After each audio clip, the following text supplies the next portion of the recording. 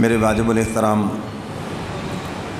معزز حاضرین، اللہ رب العزت کا لاکھا احسان ہے زندگی میں پھر یہ خوشی کا دن عید الاضحیٰ کا دن عطا فرمایا۔ میرے محترم سامعین، آج کے دن سنت ابراہیمی جس کے اوپر امت مسلمہ عمل کرتی ہے، حضور علیہ الصلاۃ سے پوچھا گیا، اللہ کے محبوب ما ہی الاضاحی، یہ قربانی کیا چیز ہے، یہ عید الاضحیٰ کیا چیز ہے؟ تو حضور علیہ الصلاۃ نے ارشاد فرمایا، یہ قربانی تمہارے دادا ابراہیم کی سنت ہے۔ تو صحابہ نے عرض کیا، اللہ کے محبوب ہمارے لیے اس میں کیا ہے؟ فرمایا کہ تمہارے نبی کی بھی سنت ہے، اور اس کے ایک ایک بال کے بدلے، جانور کے ایک ایک بال کے بدلے حق تعالیٰ تمہیں مقبول نیکی عطا فرماتے ہیں۔ اور جانور ذبح ہوتا ہے، فرمایا اس کا خون ابھی زمین پہ نہیں گرتا کہ خدا کے دربار میں وہ قبول ہو جاتا ہے، اور قیامت کے دن فرمایا یہ جانور تمہارے نیکیوں کے ترازو میں تولا جائے گا، اور اس کا پیشاب پخانہ بھی، اس کے بال بھی، سینگ بھی، حتیٰ کہ فرمایا کہ اس کی جو رسی اس کے گلے میں ڈالی ہے وہ بھی تولی جائے گی۔ یہ تمہاری بخشش کا ذریعہ ہے۔ میرے محترم سامعین، اسلام ہم سے قدم قدم پہ قربانی مانگتا ہے، اور ہمیں یہ بتا دیا کہ جب تک تم قربانی دیتے رہو گے دنیا میں بلند رہو گے، اور جب قربانی دینا چھوڑ دو گے تو پست ہو جاؤ گے۔ پھر تمہاری عزت نہیں رہے گی جب تم قربانی دینا چھوڑ دو گے۔ اور ہم سے ہر وقت قربانی کا مطالبہ ہے۔ صبح کے وقت فجر کی نماز کے لیے نیند کی قربانی کا مطالبہ ہے، کیوں جی، ہے یا نہیں؟ اور جس کو اقبال نے کہا نا، او کس قدر تم پہ گراں صبح کی بیداری ہے، کہو سبحان اللہ۔ سال کے مہمانوں کا یہیں سے تو پتہ چلتا ہے۔ آپ اس ٹینشن میں ہیں کہ مولوی صاحب ابھی عید کرا دیں گے، میں نے کرانی نہیں ہے ابھی، تاکہ آپ اس ٹینشن سے نکل جائیں، کیونکہ عید اور کہیں ہونی نہیں ہے، سب ہو گئی ہے۔ دو ٹوٹروؤں کو پڑھا کے چلے گئے وہ گھروں کو، تو انشاءاللہ العزیز ہم اپنے ٹائم پہ ہی پڑھائیں گے۔ تو بہرحال آپ ذرا دل و جان سے سنیں، ٹینشن سے نکلے اور میری طرف توجہ کریں۔ او کس قدر تم پہ گراں صبح کی بیداری ہے، او ہم سے کب پیار ہے، ہاں نیند تمہیں پیاری ہے۔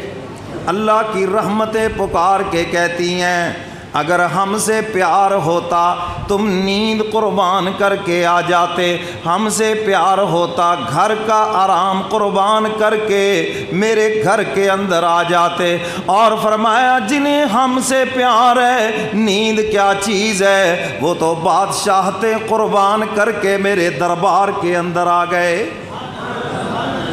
حضرت ابراہیم بن ادم نے بادشاہت قربان نہیں کی، بادشاہت قربان کر کے فقیری حاصل کر لی۔ اس کی آواز ذرا باریک کرو بھائی۔ تو میرے محترم سامعین، اسلام ہم سے قدم قدم پہ قربانی مانگتا ہے، اور یہ جو جانور کی قربانی ہے، یہاں پر بڑے فلاسفر آ جاتے ہیں فلسفے جھاڑنے کے لیے، جب آپ نے دین پڑھا ہی نہیں ہے تو بات کیوں کرتے ہو؟ آپ سے کوئی بندہ کہے جی میری آنکھوں کا آپ آپریشن کر دیں، تو آپ جواب میں کیا کہتے ہیں؟ جی میں ڈاکٹر نہیں ہوں، کسی ڈاکٹر کے پاس جائیں، آنکھیں برباد کروانی ہیں۔ وہی بندہ آپ سے دین کا مسئلہ پوچھ لے تو آپ کو نہ بھی آتا ہو تو آپ کہیں گے مسئلہ تو نہیں آتا، لیکن میرے خیال میں ایسے ہے، تم ایسے کر لو۔ تمہیں نہیں پتہ کہ تم اس کا ایمان بگاڑ رہے ہو۔ تمہیں نہیں پتا کہ تم اس کو غلط عمل بتا رہے ہو جب تم نے دین پڑھا ہی نہیں ہے۔ پلے کالج کے چکر میں، مرے صاحب کے دفتر میں، انہوں نے دین کب سیکھا ہے؟ رہ کر شیخ کی صحبت میں۔ کالجوں یونیورسٹیوں میں پڑھنے والوں کو دین کا کیا پتہ؟ دین کا پتہ ہے جو مدارس میں پڑھنے والے ہیں، علماء کے آگے بیٹھنے والے ہیں، انہیں پتہ ہے، ان سے پوچھو۔ اللہ پاک نے قرآن پاک میں فرمایا نا، فَاسْأَلُوا أَهْلَ الذِّكْرِ إِن كُنتُمْ لَا تَعْلَمُونَ، اہل علم سے پوچھو اگر تم نہیں جانتے۔ تو اہل علم سے مراد وقت کے علماء ہیں، ان سے پوچھو۔ یہ قربانی کے بدلے اگر پیسے دے دیے جائیں جی، صدقہ کر دیا جائے، اتنے خون بہانے کا کیا فائدہ؟ یہ قربانی تو پہلے ہی بدل ہے بیٹے کا۔ اللہ نے ابراہیم علیہ السلام سے قربانی کس کی مانگی تھی؟ سارے بولو، کس کی مانگی تھی؟ بیٹے کی۔ تو بیٹے کے بدلے تو ہوا جانور، اور بدل کا بدل نہیں ہوا کرتا۔ اب جانور کے بدلے تم آگے فلاسفر کے جی اب قیمت دے دو جی اس کی، بالکل کوئی ثواب نہیں ہوگا، الٹا لعنتیں پڑیں گی اس کے اوپر، کیونکہ اس نے اللہ کے حکم کے خلاف کیا ہے۔ حدیث مبارکہ میں واضح ہے، فرمایا اس دن جانور کے ذبح کرنے کے علاوہ اللہ کو کوئی عمل پسند ہی نہیں ہے۔ تو اللہ کو پسند ہی نہیں تو تم کیا کرو گے؟ اور دوسری حدیث مبارکہ جس میں سخت وعید بیان فرمائی، فرمایا جو قربانی کی طاقت رکھتا ہو اور پھر وہ قربانی نہ کرے، حضور فرماتے اس کو چاہیے کہ ہماری عیدگاہ کے قریب بھی نہ آئے۔ اللہ کے محبوب فرما رہے ہیں، قربانی کی طاقت رکھتا ہو اور پھر قربانی نہ کرے، حضور فرماتے اس کو چاہیے کہ ہماری عیدگاہ کے قریب بھی نہ آئے۔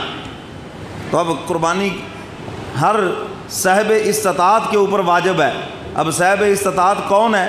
جس کے پاس اپنی ضرورت کے علاوہ 70 یا 80 ہزار روپے ہو، چلیے 80 ہزار کر لیتے ہیں، 52.5 تولہ چاندی کی قیمت یہ بنتی ہے، تو اس کی ضرورت کے علاوہ ہو، ایک بندے کی 80 ہزار تنخواہ ہے، سارے مہینے کے خرچے وہ نہیں کاؤنٹ ہوگا، اس کے علاوہ پیسے ہوں، اس کے علاوہ اس کے پاس موبائل ہے 2 لاکھ کا، اس کے علاوہ اس کے پاس ٹی وی ہے، LCD لگی ہوئی ہے گھر میں، فریج ہے، یہ ساری فضولیات زندگی، لگژری زندگی کی چیزیں ہیں، یہ ضروریات زندگی نہیں ہیں۔ تو میرے محترم سامعین، یہ چیزیں بھی کاؤنٹ ہوں گی۔ خواتین کے پاس چاہے آدھا تولہ ہی زیور کیوں نہ ہو، قربانی واجب ہے ان کے اوپر، اور نہیں بڑی قربانی لے سکتے تو آپ حصہ ڈال لیں، 12-14 ہزار میں حصہ آرام سے پڑ جاتا ہے۔ تو یہ قربانی ذمہ واجب ہے، اور جتنے لوگ کماتے ہیں سب کے ذمہ ہیں۔ جی ابا جی کی قربانی دے دی بس باقی رہ گئے ہیں۔ بھئی جتنے کاروبار میں شریک ہیں، جن بچوں کے نام تم نے پلاٹ کیے، سب کے ذمہ قربانی ہے۔ جو بچے کاروبار کرتے ہیں سب کے ذمہ قربانی ہے۔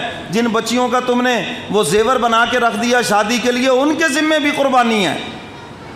وہ خواتین جن کے پاس زیورات ہیں ان کے ذمہ بھی قربانی ہے۔ تو اس لیے میرے محترم سامعین، قربانی ہوتی بھی قربانی سے ہی ہے۔ اور انسان جب قربانی دیتا ہے تو اللہ نوازتے ہیں۔ ابراہیم علیہ السلام نے قربانی دی، اللہ نے فرمایا اب تم میرا گھر تعمیر کرو۔